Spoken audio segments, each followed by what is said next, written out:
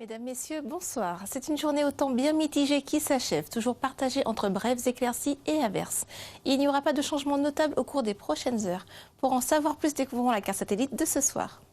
La zone intertropicale de convergence située au large en mer influence toujours la Guyane sur sa marge sud. De l'air humide favorise donc l'évolution diurne. Les averses, pour une fois, ont circulé des terres vers la mer et ont souvent été accompagnées d'orages. Ces dernières ont été soutenues en milieu d'après-midi entre Sinnamary et Mana. C'est un vent de sud qui a ramené ce jour sur la côte les averses qui se sont déclenchées dans les terres. Elles sont restées assez persistantes jusqu'en fin de journée et même sur l'ouest en soirée. Nous aurons toutefois une petite accalmie cette nuit, mais qui n'empêchera pas le retour de quelques ondées plus isolées. Pour la journée de samedi, le matin, nuages et averses circulent encore sur la côte et le proche intérieur, puis les éclaircies reviennent. L'après-midi, le temps humide déclenche de nouveau des averses dans les terres, avec encore une tendance orageuse. Nous risquons encore des débordements vers la côte. Il faudra attendre la première partie de nuit pour que l'activité pluvieuse se réduise sur l'arrière-pays. Quant au littoral, il restera faiblement arrosé tout au long de la nuit. La température restera une fois de plus de 32 degrés. Le vent de sud-est est plus présent l'après-midi, soufflant à près de 20 km/h en moyenne sur la région côtière. Le risque de rafales sous orage concerne le plus souvent l'intérieur des terres. La mer, quant à elle, est belle à peu agitée à la côte. Elle devient en revanche agitée au large et se creuse jusqu'à 1,50 m en fin de journée.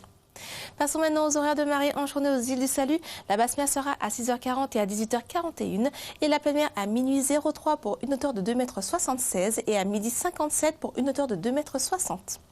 Il n'y aura toujours pas de changement pour le soleil demain. De nouveau, il se lèvera à 6h25 et se couchera à 18h46.